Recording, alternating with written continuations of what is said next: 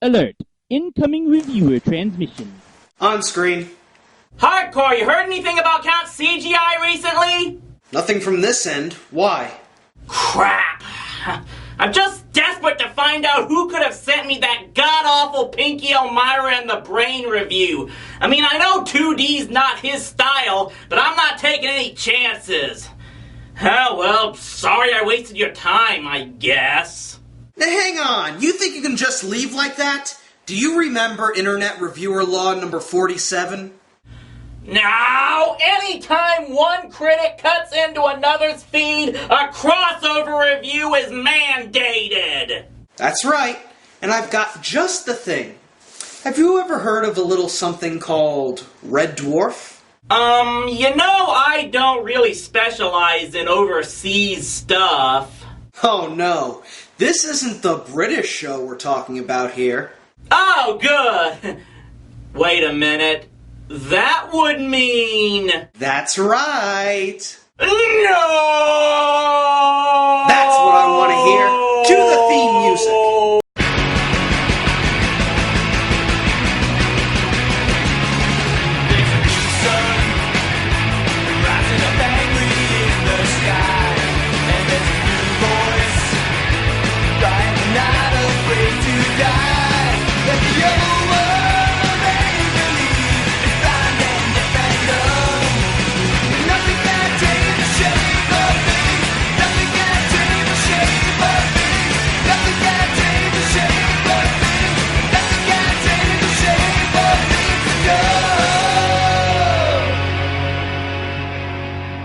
Hey dudes, Hardcore Kid here.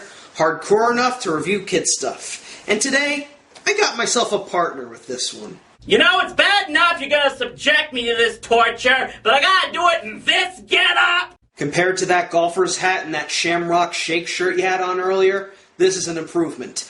You want to be cool. Not Now, let's talk about the history of Red Dwarf. Red Dwarf is a British sci-fi action sitcom that first aired on BBC Two in 1988. The protagonist is David Lister, played by Robot War's very own Master of Mayhem, Craig Charles. His character is a technician who worked on a giant spaceship called Red Dwarf. Unfortunately, he wasn't very good at his job, always being lazy and constantly calling his comrades Smeg heads. I try and respect Rimmer and everything, but it's not easy because he's such a Smeg head. Did you hear that, sir?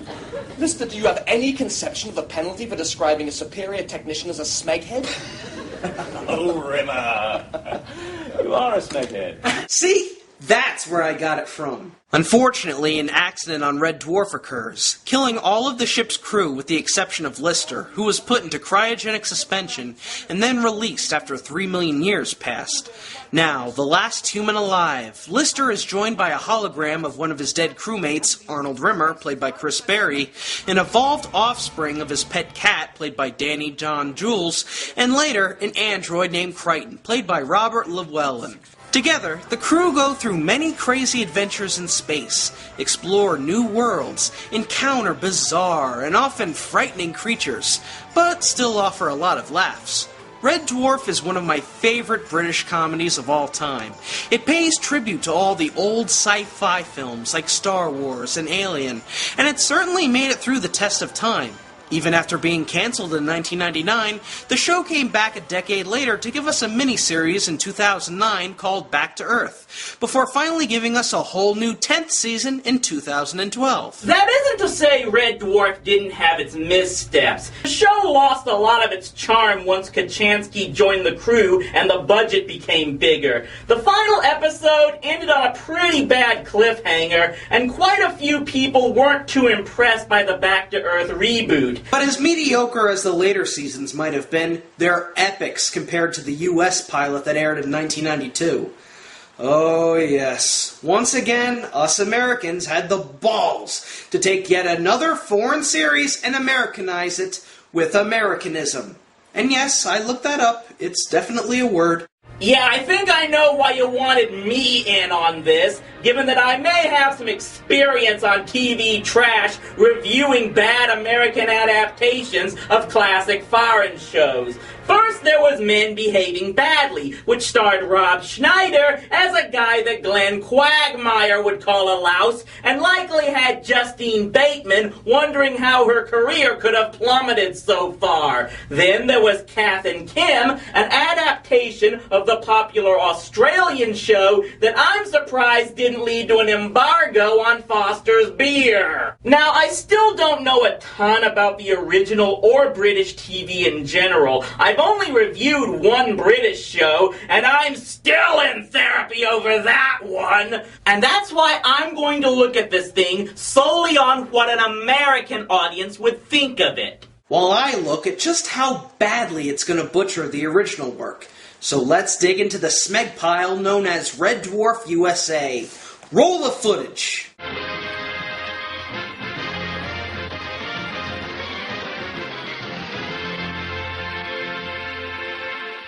After we get a really lame parody of the Star Wars opening credits, we get the intro. Now, before I play the theme song, we should probably listen to the original British theme.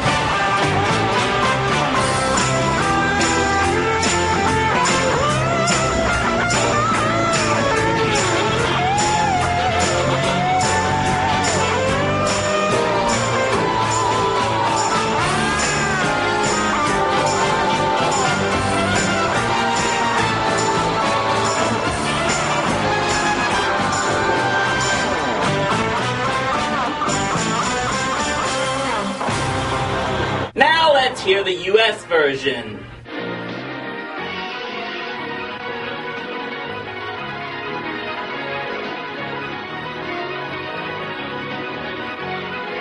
Man, listen to how generic it sounds. The UK theme was at least fun and catchy.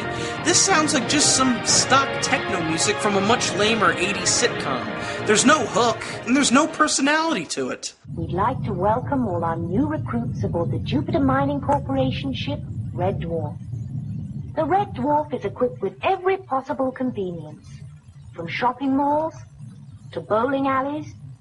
It even has its own zero-gravity football stadium. Okay, am I watching a Spaceballs TV series here? And since when and why would Red Dwarf have a mall, bowling alley, and football stadium? It's a mining vessel, not a cruise ship. The most entertainment you're most likely ever gonna get is either flirting with the vending machines or from that toaster constantly asking if we want toast or crumpets. No more crumpets, please. Well, if there is one shining star in this dark abyss, it's seeing Crichton, still portrayed by Robert Llewellyn. Interesting that we're actually seeing Crichton aboard Red Dwarf now. In the show, he didn't appear until Season 2, and didn't become a regular member until Season 3. You should have made a left at the last intersection, Crichton. Quiet, sparehead one. I know what I'm doing. Boy, I hate backseat drivers.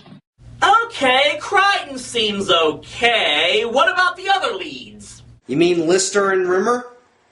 Oh boy. Well, to start things off, Lister is played by Craig Bierko, while Rimmer is played by Chris Eigenman. What, was it mandatory for the US actors to have the same first name as the UK actors? That's like if someone made a British version of Seinfeld and replaced Jason Alexander with Jason Statham. There isn't really much to talk about in terms of their characters. While Charles and Barry's characters were witty and enthusiastic, these guys just sound dull and lackluster. The point is, I will not tolerate indiscipline. That is what makes me the leader that I am today. Remember, there are 5,000 people on this ship. You're in charge of me and 2 animated shoeboxes. Excuse me, sirs. I'm looking for Captain Tao. I appear to be a little lost. You're a robot, right? It shows. Only to the trained eye. God, what kind of robot are you? You look like a gigantic novelty condom. Damn it, I hate it when the show steals the jokes from us!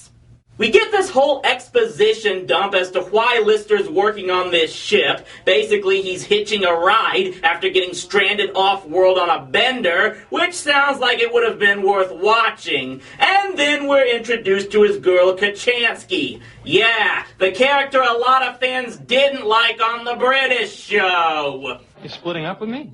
Look, you're a really nice guy. Nice guy. Oh, now you're in trouble. Right, you want to offline, shut down for a minute or something? Oh, I'm sorry. You want to be dumped in private.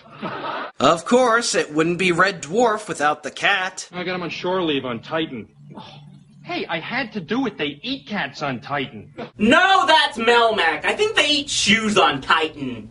You sure about that? That's what's written down in the Intergalactic Travel Wiki, finalfrontier.wikia.org. That thing's as reliable as an Enquirer magazine. Hey, I gotta get my information from somewhere. Start warming up your lips, bucko.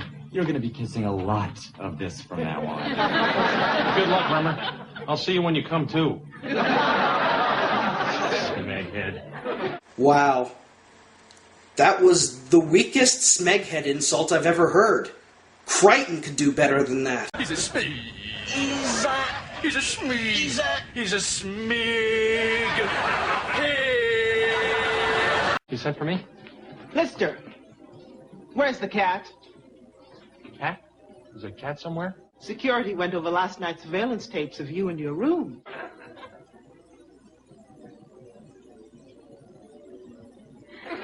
Yeah, I'm guessing Lister had this cat for some time, likely weeks or even months, and Holly only picked up its readings now? Apparently this AI not only has the look of Karen Walker, but is just as dense. Crichton, where's the cat? Please, Captain. Crichton, it's an order. Where's the cat? Service mechanoid. This is Captain Louise Tao. This is a direct order. Tell me where the cat is. He's hurting himself! Emergency override sequence Alpha 4, Alpha 9. Where's the damn cat?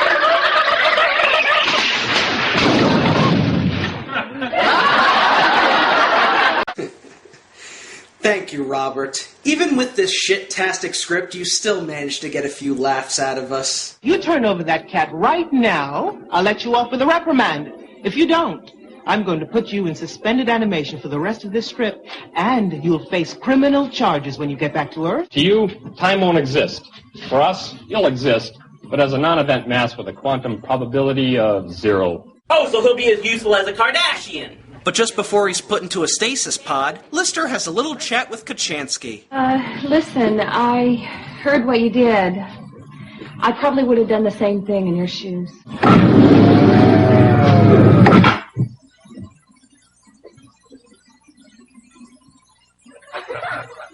I lick you? Holy Smeg! I love you! Hey, let me out of here!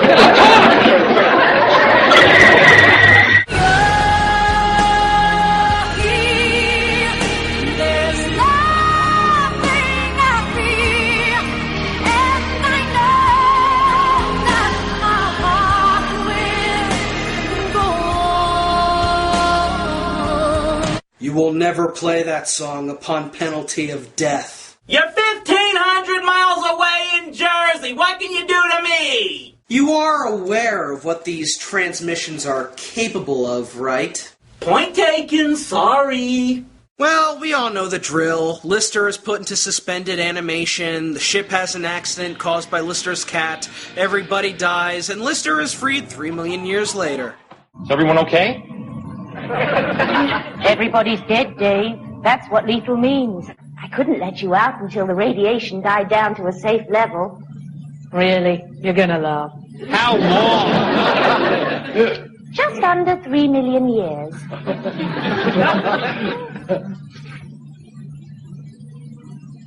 My baseball cards must be worth a fortune. Not the Josh Hamilton cards, trust me. You okay? Of course I'm not okay. I'm now 2.9 million years over my rated lifespan. My memory is shot, all my circuits are breaking down. Actually, that one felt kind of good. We get the usual shtick with Lister activating Rimmer's hologram projection device, which I do have to admit is a pretty cool effect. Crichton gets put back together, and they go off searching for Lister's cat in the cargo hold. The cargo hold was shielded from the radiation. You mean Frankenstein survived? and her 4 kittens, who each produced an average litter of 4 more kittens twice a year. When Frankenstein died, there were nearly 200,000 cats, including the odd mutation. Eventually, they formed a civilization around the things they found in storage. Well, check off another possible show they could have made that would have been better than this. A bloody civil war broke out. The entire cat population was killed. All except that one. So we're introduced to the cat, and... Let me take this one from the top.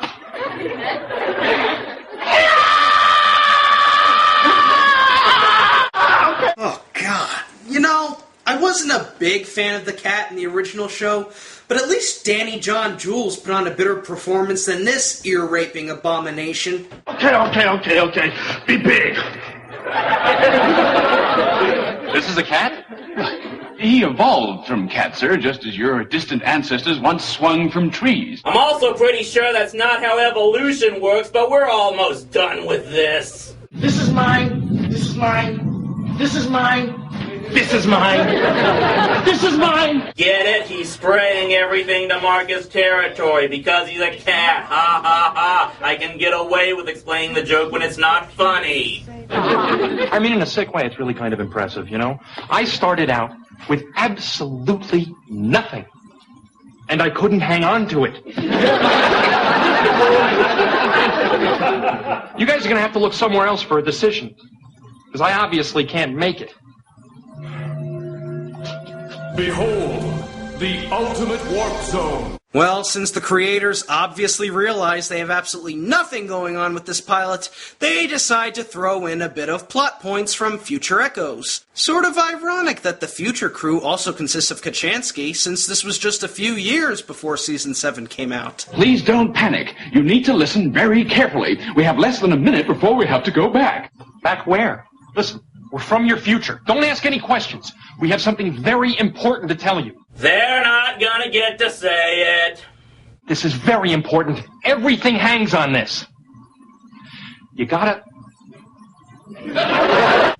Yeah, my producer won't let me say what I'd like to right now, so I'll just give the show this. Oh, you censor out fingers, too! What are you doing? You heard him. I gotta... So the team decides the best thing to do is to try to get Red Dwarf back to Earth. Yeah, but maybe there's a shortcut, you know? Maybe we could find parallel universes or time warps, black holes, you know? Space stuff. Well, this doesn't look that hard. Well, sure, compared to the controls of the PS540. Thrust sequence. Initiated. Main engines. Clear. Drive power engaged. And go.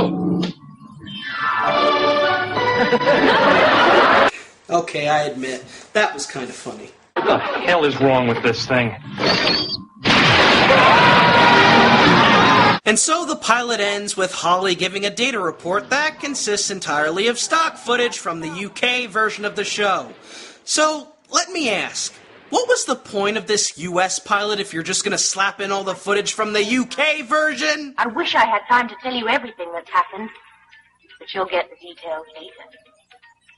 Man, this pilot was a load of smeg. It's not the worst pilot I've ever seen, but it just seems like a weak way to Americanize a really entertaining British show. The only thing fairly decent about it is Crichton, but even Robert L. isn't enough to save this bomb. And even from the perspective of someone who's not a diehard fan of the original, it just comes off as lame as a standalone entry. It seems like too many actors don't put enough energy into their performances, and a lot of the backstory and exposition actually sounds like it could have made for much better shows than this. It's not the worst adaptation I've seen, but it's not hard to see why this thing didn't catch on. Well, that wasn't too much of a torture fest, was it? Yeah, all you did was waste my time by making me watch this boring piece of garbage. This thing almost makes me want to watch the US adaptation of Coupling. Almost. Well, I might as well go ahead and watch some Red Dwarf Season 10. I'm the Hardcore Kid. Peace out. Just get me out of here. Wait a minute. Here comes the best bit. If you're in trouble, he will save the day. He's brave and he's fearless, come what may. Without him, the mission would go astray. He's Arnold, Arnold, Arnold Rimmer. Without him, life would be much grimmer. He's handsome, trim, and no one slimmer. He will never need a Zimmer. He's Arnold, Arnold, Arnold Rimmer, more reliable than a garden trimmer. He's never been mistaken for your grinner. He's not bald and his head doesn't glimmer. Master of the wit and the repartee, his command of space directives is uncanny. How come he's such a genius? Don't ask me. Arnold Rimmer, he's also a fantastic swimmer. And if you play your cards right, then he just might come around for dinner.